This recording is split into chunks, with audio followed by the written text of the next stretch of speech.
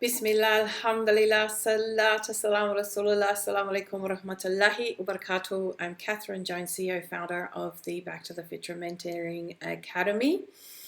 Super excited to be here with you for Fearless Fridays, which means we're talking about this fearful world that we live in and how we can navigate it. And the topic today is about fearing loss. And I think we do live in a lot of fear of loss, and I'll go through that. But I just want to acknowledge that this is 4 weeks today since we lost our dear admin manager, Aileen. Some of you may or may not have had connection with her over her time working with Back To The Fitrah. She was with me for nearly 2 years. And she and I worked together constantly every single day. And suddenly Allah took her away. She was gone, just like that. Heart attack. We found out Friday morning. So Thursday, 4 weeks ago, I thought something's not right. She's not communicating with me. And I thought maybe she's unwell or something. So I asked her, how is she? I got this really jumbled phone call from her. And then she was saying something about going to the hospital, and I said, go.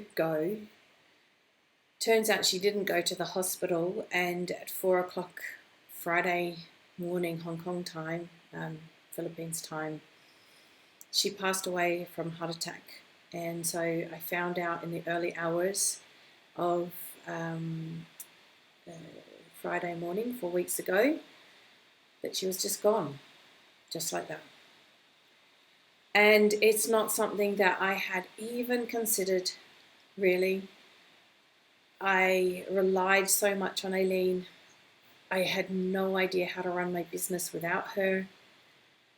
And so in this video, I want to share with you the lessons we learned with what happened and why that means we shouldn't fear loss. Allah subhanahu wa ta'ala has already told us in the Quran that we will be tested with loss. Loss of loved ones, loss of wealth, loss of status, loss of health. So many things that we have to lose. And we can live our life in fear of losing all those. Or we can live our life one day to the next, showing up maximum capacity, getting the best out of life, not fearing the loss of those things, but understanding that we will experience them along the way, and every time there will be hikmah, wisdom in it. So let me share the wisdoms, the lessons that I have taken these last 4 weeks. So the first lesson was I let myself have my 3 days of mourning. So in Islam, we're given 3 days. Day 4, get back to it. And so I gave myself those 3 days. I told everybody, when I wasn't myself, when I was maybe a bit snappy, I just said, I apologize, I'm struggling right now. I just let people know I'm feeling really challenged emotionally, because I was. It was such a shock, and it took a while to really process the loss of our beloved Aileen. And so those 3 days, I allowed myself to cry when I needed to cry. But not so much needed to cry. When I felt the tears, I just let them flow. When I felt the need to be by myself, I excused myself from company. When I felt myself able to, be doing things, I did things. But I allowed myself those first 3 days to just be with the feelings that came with it. Without judgment, without criticism. I gave myself that compassion. Then day 4, which was the Monday, because we had Friday, Saturday, Sunday, which worked out well. It was the weekend, and I decided that's it. I'm not even going to try and think about how this business runs without her. Monday came, and it was a hard day, because everything I did, because I showed up for work, and it was about, okay, how are we going to run this without Aileen? And everything I looked at, of course, reminded me of her because she was in every single aspect of this business. So this was the first lesson I learned, was having a business set up where one person is so key that if you lose them, that the business stops running, which essentially the last 4 weeks, we've been really just getting the cogs turning again. We had this very well-oiled machine between Aileen and I where everything was running very smick. Now, then it kind of ground to a complete halt suddenly. So that was a lesson learned. I wasn't building a sustainable business if it was so reliant upon one person. If one person had so much knowledge in their mind that there were things that we really didn't know how to do without her. And so that's my lesson, and we're building things in a way where we are documenting everything. We're having key people who are in charge of key aspects of the business, and it's not just one person. So if we lose one person now, it's going to be a cog, but not all the cogs of the business stopping.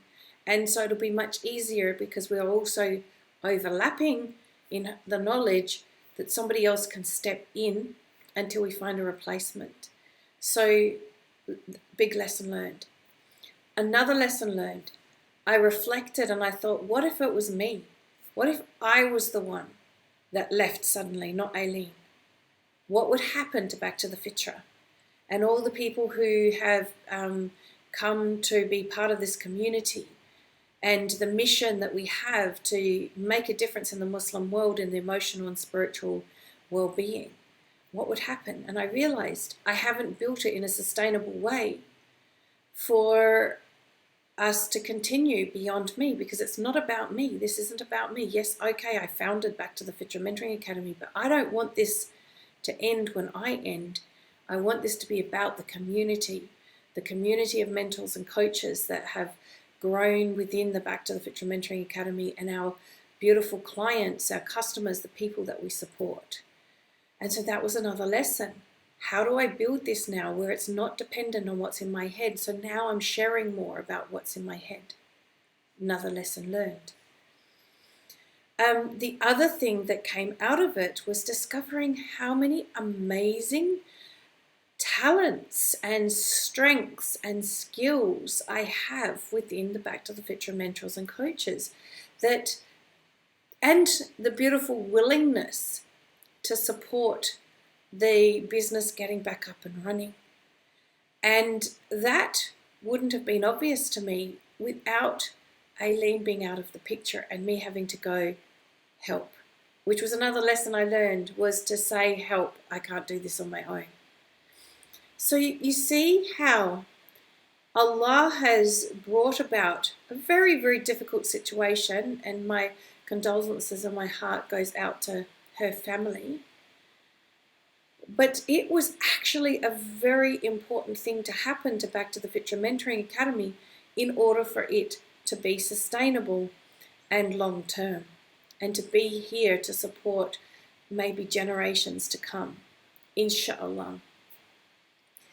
So a huge loss has become a massive benefit to Back to the Fitrah Mentoring Academy. And that is why we should never fear loss. Because what I have seen through this is that when Allah subhanahu wa ta'ala takes something away from us, He's trying to show us perhaps where we've become complacent, or where we've become blind, where we've taken something for granted. And it's a lesson for us to see what we can be doing differently, and notice how we can do better. So there's loss in itself is a wonderful blessing. It's an opportunity to be rewarded through your patience through the loss, but it is also an opportunity for you to see where you can grow, where things can improve, where you can transform into a better version of yourself, or in this case, how Back to the Fitrah Mentoring Academy can transform into a better version of itself as well. So loss is inevitable, Allah subhanahu wa ta'ala would never have tested us with this if we couldn't bear it, because He's already said in the Quran He will never burden us with more than we can bear. So whatever loss we sustain, we can bear it. And in it are many life lessons, many opportunities for us to reflect and notice how we can grow and become better as a result of that loss. For us to reflect and notice where we've become complacent, where we've been blind, where we've taken people or things for granted. Maybe we've even taken Allah for granted and been complacent around that as well. I certainly think that death always tends to remind us of how fragile life is, and how every opportunity might be our last opportunity. So seize the moment. Don't fear loss, because while we're fearing it, we're not living in this moment, we're not noticing opportunities, and we're not moving forward. Loss is inevitable. It is a part of our test, and it is a part of our growth, and it's not to be feared, inshallah. So that is Fearful Friday for today. I haven't noticed any comments popping up. If anybody has written comments, let me see if, no, it doesn't look like there's any comments. So I would love you to share your takeaways with me today.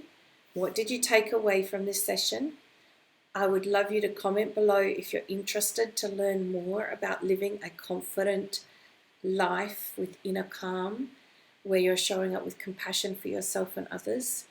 And we'll let you know how you can learn more, inshallah. Just comment below in the video. Jazakallah khair for joining me today, and I will be here again same time next week with Fearless Fridays with another topic around fear. Assalamu alaikum wa rahmatullahi wa barakatuh.